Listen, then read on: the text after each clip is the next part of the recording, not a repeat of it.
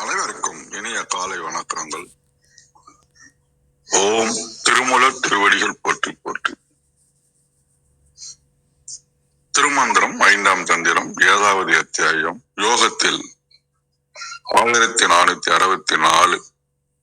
ஒத்த செங்கோலார் உழப்பிலி மாதவர் எத்தனை ஆயிரம் வீந்தனர் எண்ணிலி சித்தர்கள் தேவர்கள் மூவர் பெருமையாய் அத்தன் இவன் என்றே அன்புறுவார்களே.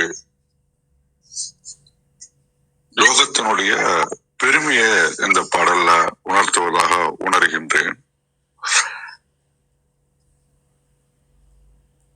பெரிய மன்னர்கள்,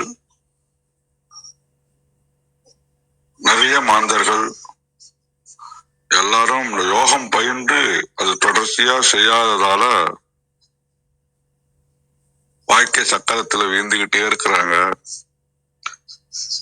தேவர்கள், சித்தர்கள், மூவர்கள் இவர்கள்லாம் அவனுடைய பெருமையை உணர்ந்ததால் யோகத்திலேயே இருந்து அந்த அன்பை பெறுவார்களே அப்படின்னு, அன்பை பற்றி இன்புறுவார்களே அப்படின்னு அந்த ஒரு யதார்த்தத்தை சொல்றதா உணர்கின்றேன். வணக்கம். வாருங்கள் ரத்தனார் ஐயா, வணக்கம். நன்றிங்க. திருச்சிற்றம்பலம். திருமூலர் திருவடிகள் போற்றி போற்றி. திருமூலரின் திருமந்திரத்தில் 5ஆம் தந்திரத்தில் பாடல் 1464 பார்த்துக் கொண்டிருக்கின்றோம். பாடல் இருக்கின்றது.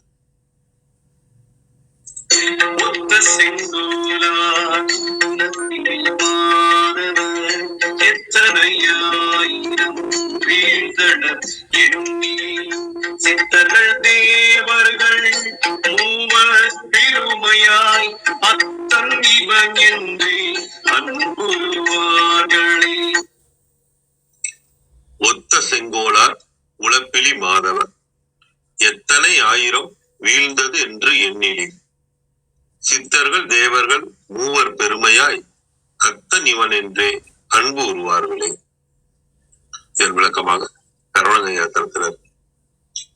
ஒன்றாக இருக்கும் செம்மையான கோலை போல வீற்றிருந்து அழிவு இல்லாத மாபெரும் தவத்தை புரிந்தவர்களில் எத்தனையோ ஆயிரம் பேர்கள் அதை தொடராமல் விட்டுவிட்டதால் வீழ்ந்து போனவர்கள் என்று எண்ணிக்கை இல்லாமல் இருக்கின்றார்கள். அப்படி விட்டுவிடாமல் தொடர்ந்து மாபெரும் தவத்தை புரிகின்றவர்களை சித்தர்களும் தேவர்களும் மும்மூர்த்திகளும் பெருமையுடன் எங்களின் அப்பனான இறைவன் இவனே என்று கூறி அவரோடு அன்பு கொண்டு இருப்பார்கள் அப்படின்னு சொல்லியிருக்காங்க. அருணை வடிவேல் முதலியார்கள் பார்ப்போம். யோகத்தில் விருப்பம் கொண்டு மேற்கூறியவாறு மூலாக்னியை ஓம்பி நின்றவனை தனது பூத உடலை விட்டு போவதற்குள் நீதிக்கு ஒத்த செங்கோல் அரசராயும் அமர முனிவராயும் உள்ளோர் எத்தனை ஆயிரம் இறந்தார்கள், எண்ணிலாதவர் இருந்தார்கள். அதனால் சித்தர் தேவர் மும்மூர்த்திகள் ஆகியோரும் மேற்கூறிய யோகியை இவனே சிவன் என்று பெருமையாக பேசி அவனிடத்து அன்புடையவராவர். இதன் குறிப்புரையாக, விரும்பி நின்றே செய்யின் எனவும் பேணின் எனவும் மேற்போந்த அதிகாரம் வராது வருதலில் இம்மந்திரமும் அவனது சிறப்பு கூறுவதேயாய் இவன் எனப்பட்டவனும் அவனேயாயின் என்க.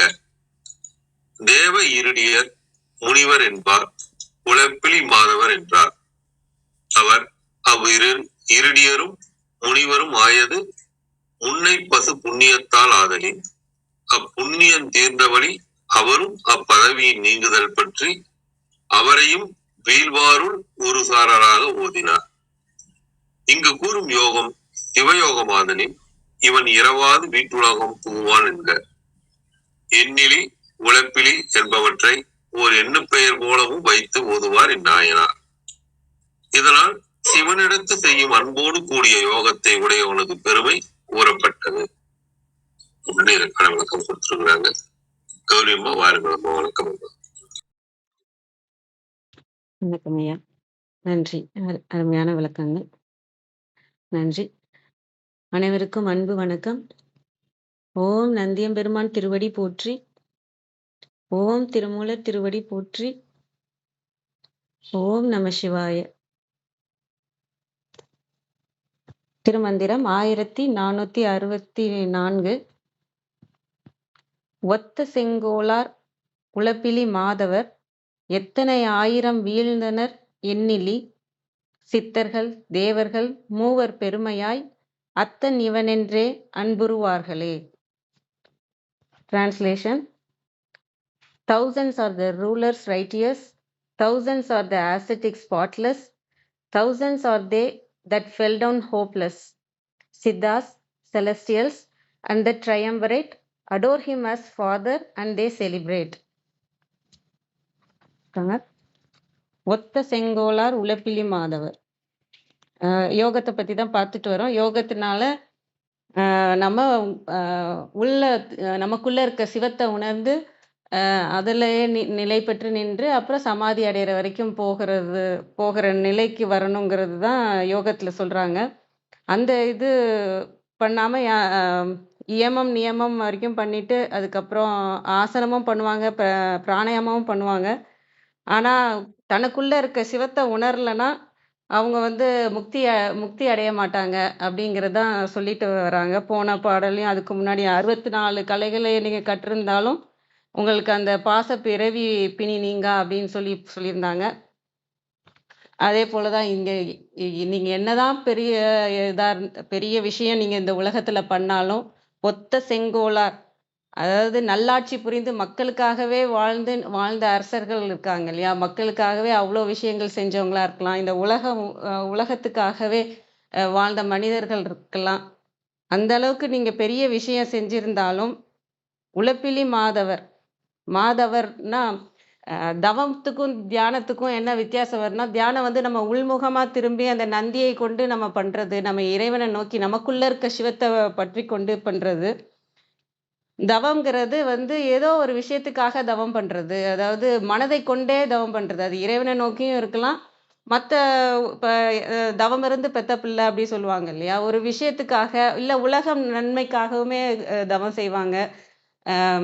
ஏதோ ஒரு விஷயம் அதில் இருக்குது அப்படிங்கிற மாதிரியும் இருக்கும். ரெண்டாவது அவங்க செய்கிற தவம் எப்படி இருக்குன்னா, மந்திரங்கள் சொல்லியோ பூஜைகள் செய்தோ யாகங்கள் செய்தோ இல்லைன்னா இது கடும் தவம்லாம் புரிவாங்க இல்லையா, சாப்பிடாமே விரதம் இருந்து அந்த மாதிரி தன்னை வருத்தி தன் உடலையும் மனதையும் வருத்தி அந்த நிலையில போய் நான் இறைவனை அடையணுன்றதுக்காக அவங்க பண்ற தவமாகவும் இருக்கலாம்.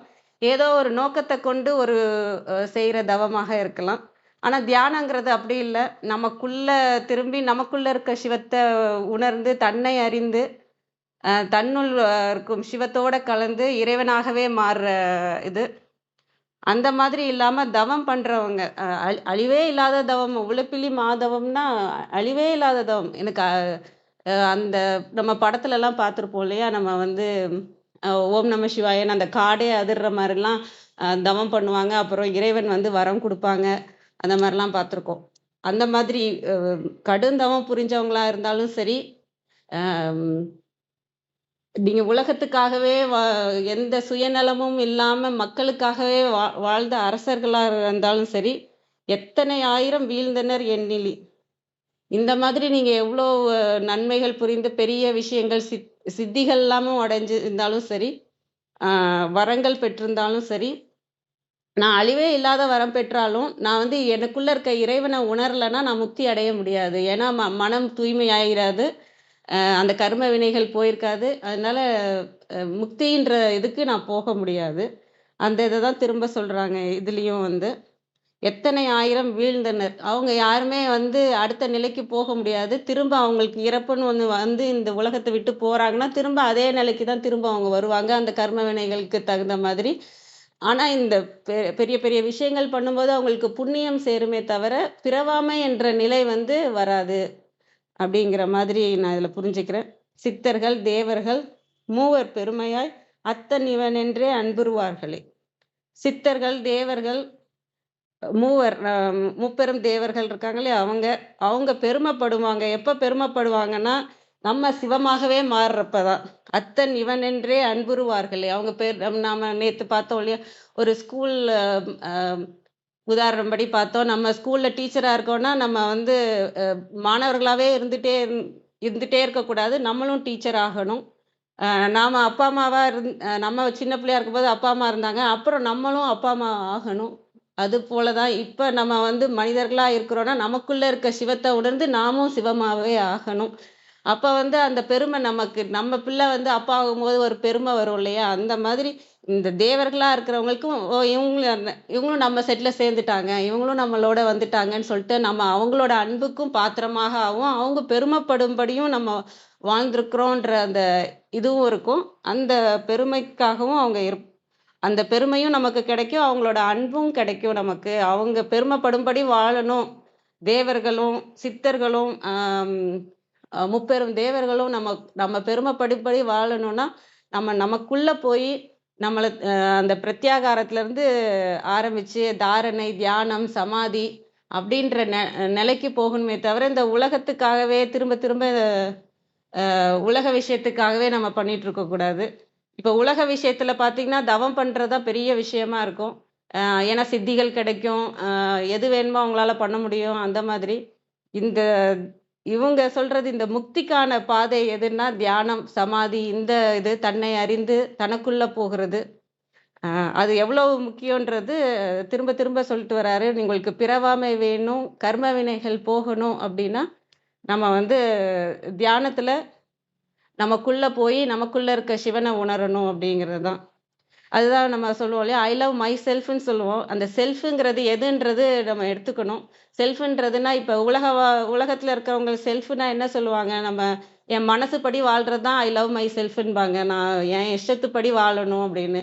இல்லன்னா என் உடம்ப நல்லா பார்த்துக்கணும், என் மனச நல்லா பார்த்துக்கணும். இதையும் தாண்டி உண்மையான செல்ஃப் எது அப்படின்னா நமக்குள்ள இருக்க சிவம்.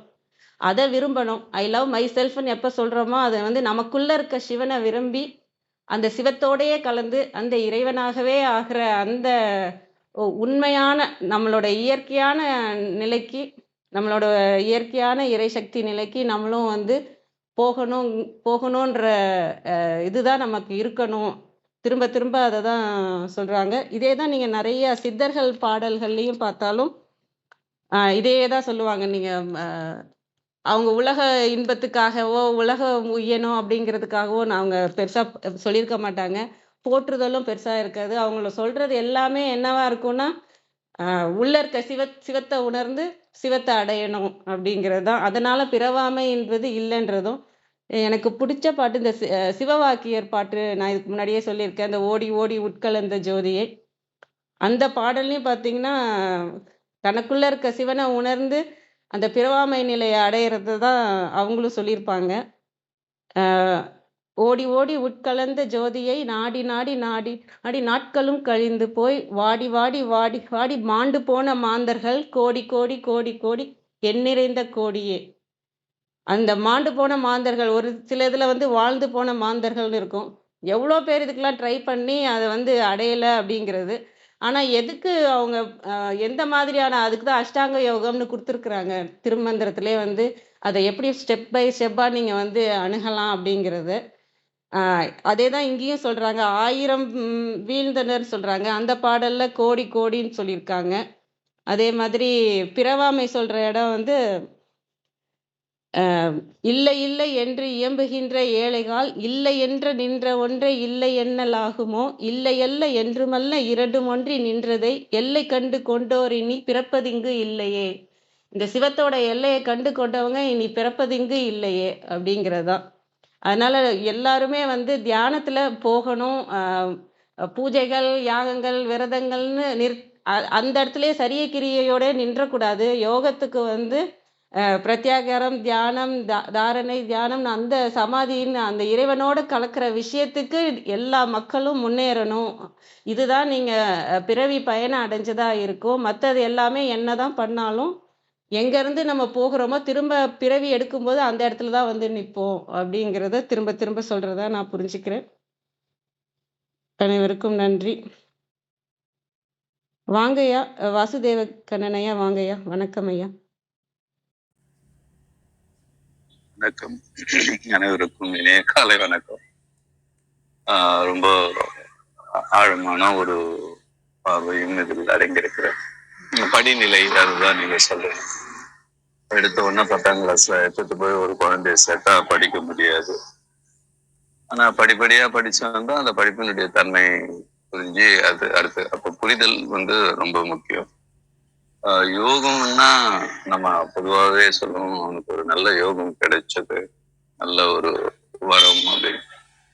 அப்போ அந்த யோகம் அப்படிங்கிற சொல்லே ஏதோ ஒரு முறை, ஒரு புரோட்டோகால் மாதிரி ஒரு முறை, ஸ்டெப் பை ஸ்டெப் இதை பண்ணிட்டு அதை பண்ணிட்டு அதை பண்ணிட்டு எடுத்த உடனே ஒரு படிநிலையும் கடந்து போகின்ற போது, அதான் நீங்க சொன்ன ரொம்ப அழகான வார்த்தை, 2 கோடி அப்படின்னா கோடி கோடி பேர் இந்த மண்ணில பொறுக்கலாம். ஆனா யாருக்கோ சில பேருக்கு மட்டும் ஏன் வாய்க்குது அப்படிங்கிற அந்த ஒரு புரிதல் வந்து நான் பேசலாம்னு நினைக்கிறேன்.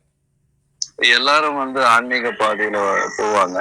சில பேர் அதனாலதான் பக்தி ரொம்ப முக்கியமா பிரதானமா நமக்கு சொல்லி கொடுத்துருக்காங்கன்னு நான் நினைக்கிறேன். பக்தின்றது ஒரு படிநிலை.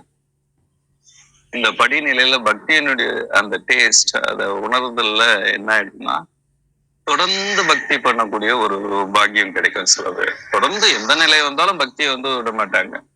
காலையில பூஜை பண்றதா இருக்கட்டும், எதுவாக இருக்கட்டும், இதை உணர்த்துவதற்காகத்தான் எல்லா கோயில்களும் தொடர்ந்து ஒரு விஷயத்த பண்ணிட்டே இருக்காங்க.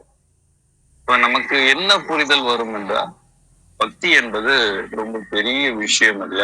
அந்த பக்தி என்பது இயல்பாக நம்மளுடைய ஒரு அன்றாட வாழ்க்கையோட ஒத்து போற ஒரு விஷயம் அப்படின்ற ஒரு படிநிலையை உணர்ந்துகிட்டோம்னா அடுத்த கட்டத்துக்கு போகலாம். இப்போ உடலின் மூலமாக சரி அப்படிங்கிற போது, உடலின் மூலமாக நான் இறைவனை காண்கிறேன் அப்படின்னா, நான் வேறு உடல் வேறு, அதாவது உடல் நான் ஒன்று, இறைவன் ஒன்று அப்படிங்கிற ஒரு பார்வை வந்து இருக்கும். ஆனால் ஒரு எல்லையில் வந்து இறைவனை வந்து நானும் இறைவனும் வந்து ஒன்றி போகிற ஒரு வாய்ப்பு இருக்குதுன்னா அது ஈகோ கிடையாது. அது ரொம்ப புரிதல்ல முக்கியமானது. ஒரு சின்ன ஒரு உதாரணம் சொல்றேன், இது நடந்ததுதான். ஒருத்தர் கோயில் பக்கமே போக மாட்டார். பைக்ல போகும்போது அப்படியே தூரத்தில் நின்று அப்படியே போற ரன்னிங்லயே வந்து அவர் வந்து பக்தியா வந்து டக்குன்னு அப்படியே கையெடுத்து அப்படி கும்பிட்டு போயிடுவார். ஆனா இறைவன் வந்து இதை பாக்குறாரு. அவன் பால் அதாவது அவன் அருளாலே அவன் தாழ் பணிந்து இல்லையா, அவனுடைய அருள் வேணும், அவனை கும்புறதுக்கே ஒரு பாக்கியம் வேணும் அப்படின்ற இடம் இந்த இடம் நான் கருதுறேன்.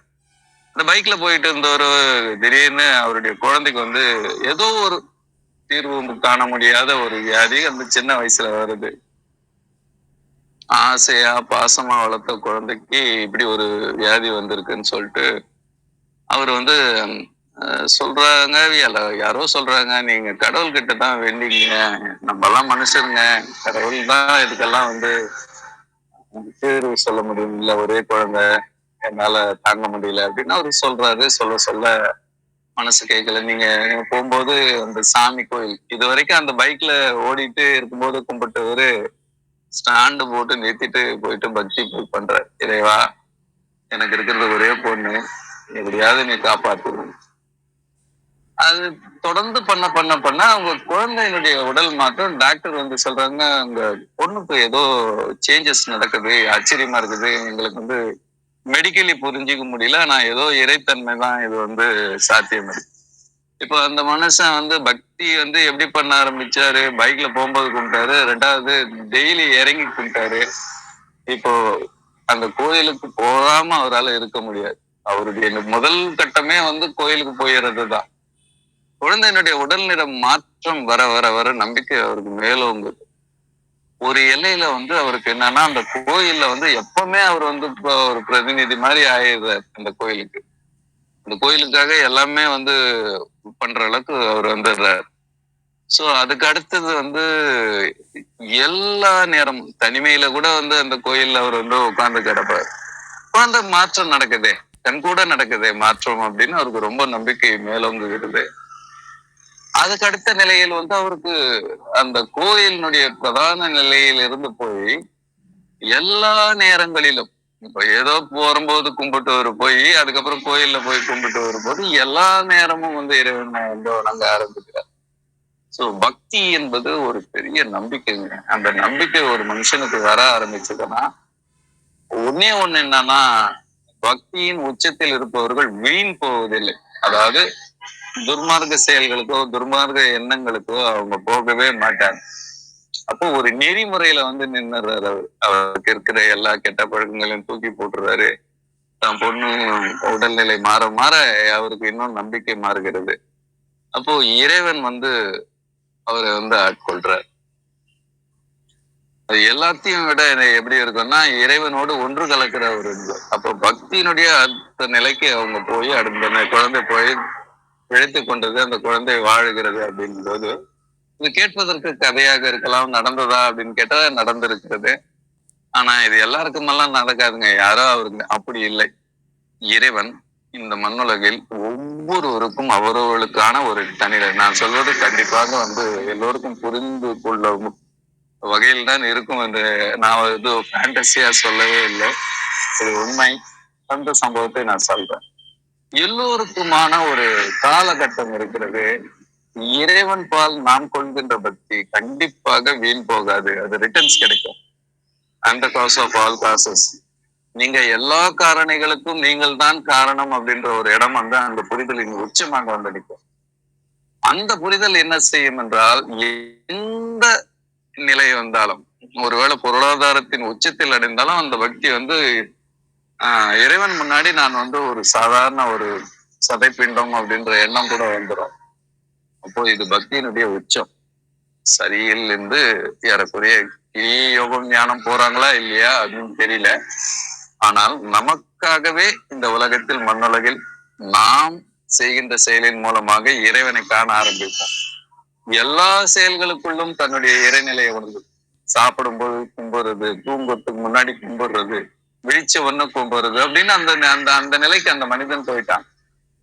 அதுக்கு அடுத்தது வந்து இறை கோயிலை கட்டுவதற்கு டொனேட் பண்ற அளவுக்கு அந்த மனுஷன் போயிட்டான். அந்த குழந்தை வளர வளர வளர நன்றாக வளர வளர அந்த பக்தியினுடைய உச்சத்தில் போய்விட்டு முழுவதும் பக்தியாக இறைவனோடு ஒன்று கலக்கின்ற ஒரு பாக்கியம் கிடைக்கிறது.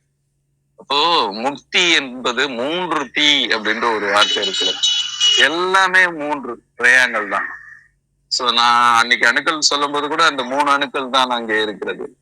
அப்போ எல்லாமே 3 வருகின்ற போது பக்தி என்பது ஒரு நிலை என்றால் அது 3 தீ.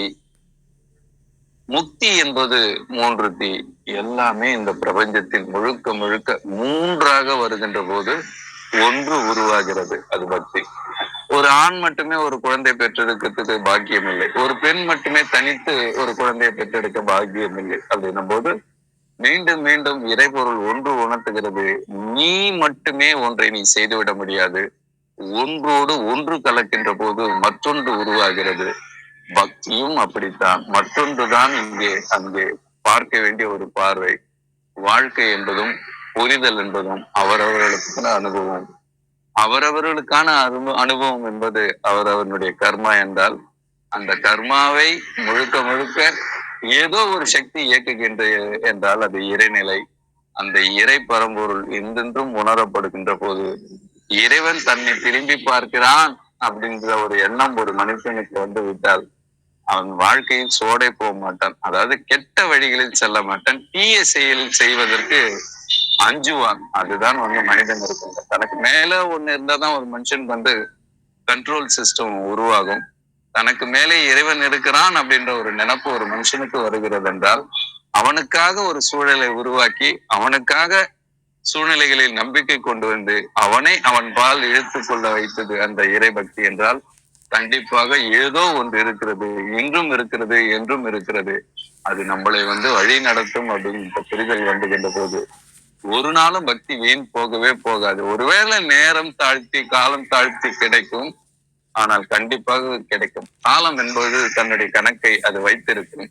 அது ஒவ்வொரு நாளும் வெளிக்காட்டாது, என்றாவது ஒரு நாள் காட்டும். காலம் என்பதற்கு முன்னாடி நேரம் இருக்கிறது. நாம் எந்த நேரத்திலும் ஒரு நிலையில் அந்த காலத்தை உணர்ந்து கொள்ள முடியும். ஏனென்றால் தொடர்ந்து நேரத்தை அந்த காலத்துக்காக செலவிடும் போது காலம் கண்டிப்பாக ரிட்டர்ன் கொடுக்கும். காலமும் நேரமும் கலந்து ஓரிடத்தில் நமக்கு 2.5 கலத்தலை கொண்டு வந்து கொடுக்கும். வாழ்நாள் முழுதும் என்னுடைய பார்வையில் பக்தி என்பது ஒரு நாளும் சோடை போவாது. ஒருவேளை சோடை போவது போல தெரிந்தாலும் கடைசியில் கை கொடுக்கும். நன்றி, வணக்கம். அருமையான தகவல்கள். நன்றி. காலத்தை பத்தி சொன்னீங்க. எல்லாருக்கும் வரும். எல்லாருக்குமே இறைவன் குழந்தைகள் தான். அவங்கவுங்க போற நேரத்துல, இறைவன் அடையிற நேரத்துல எல்லாருமே அவங்க அடைவாங்கன்ற மாதிரி நான் புரிஞ்சுக்கிறேன். விந்தியாம்மா வாங்கம்மா. வணக்கம் அம்மா.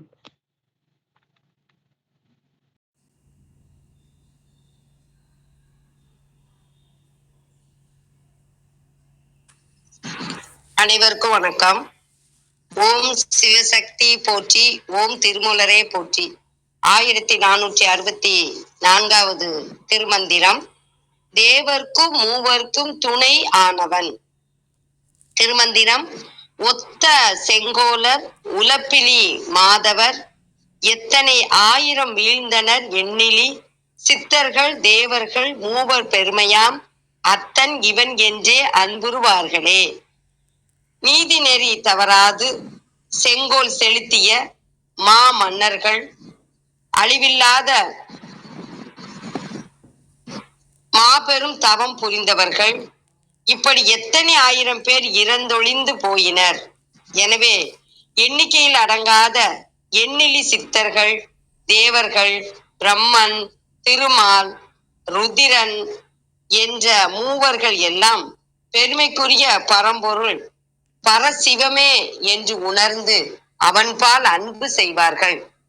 பதவி தவம் தவ வலிமை இவை உயிருக்கு உறுதுணையாக சிவ பரம்பொருள் உதவும் என்பது பொருள். ஒத்த நீதிக்கு ஒத்த உலப்பிலி அழிதல் இல்லாத எண்ணிலி எண்ண முடியாத அளவு அத்தன் சிவன் சித்தர் சிவயோகர் தேவர் வானவர் ஒத்த செங்கோலர். இதற்கான கழக வெளியீட்டில் உள்ள பொருள் முட்டாது முறை செய்யும்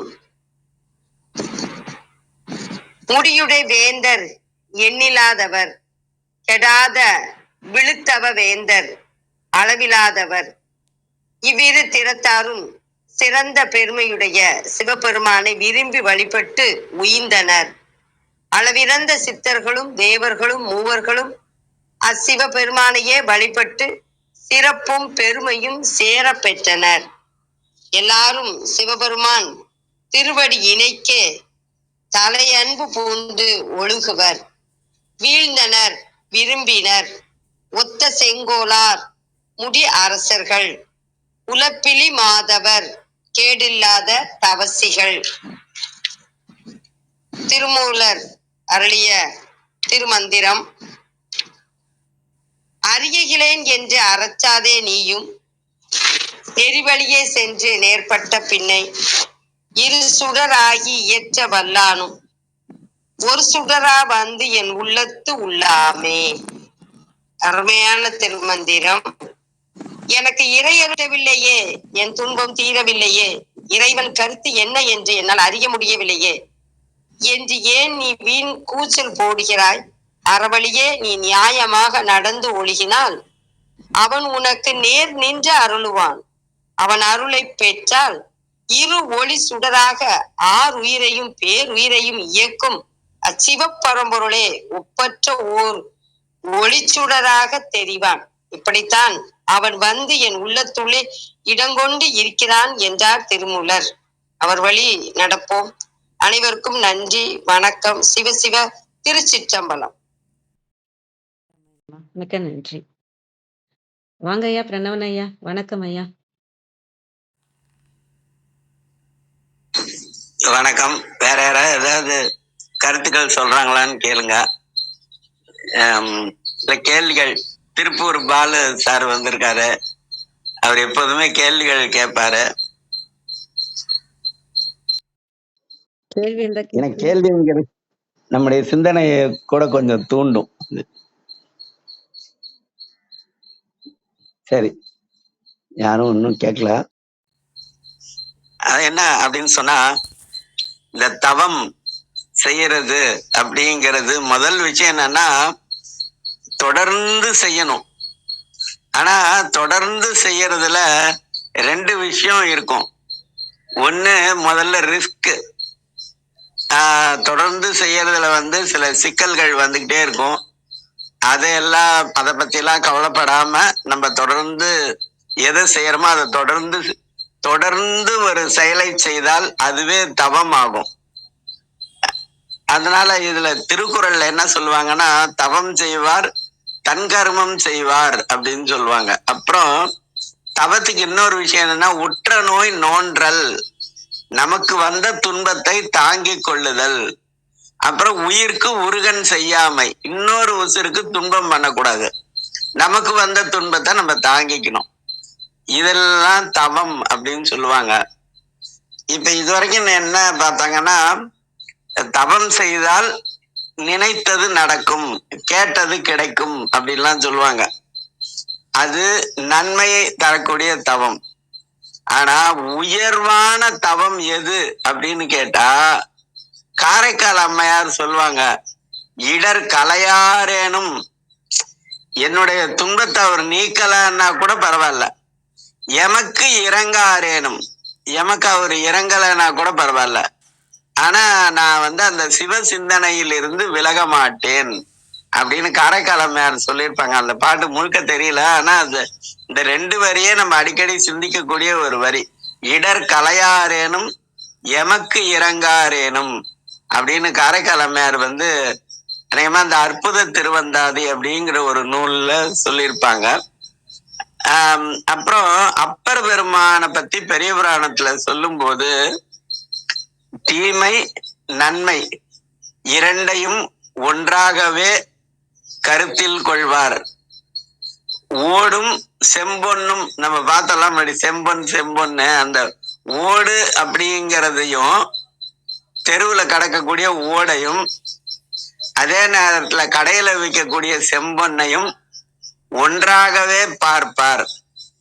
அதுக்கப்புறம் அன்பினால் கும்பிடலை அன்றி, அந்த அன்பு நொடிக்கு நொடி மிகுதிக்கு ஆகிக்கிட்டே போகும். அன்பினால் கும்பிடலே அன்றி வீடும் வேண்டா விரலில் விளங்கினார். இப்ப நம்மலாம் ஏதாவது கிடைக்கும், கண்டிப்பா கிடைக்கும் ஒண்ணு, கண்டிப்பா கிடைக்கும் ஒண்ணு, கிடைக்காம போகாது அப்படிங்கிற நம்பிக்கையில இருக்கிறவங்க எல்லாம் நம்ம இருப்போம்.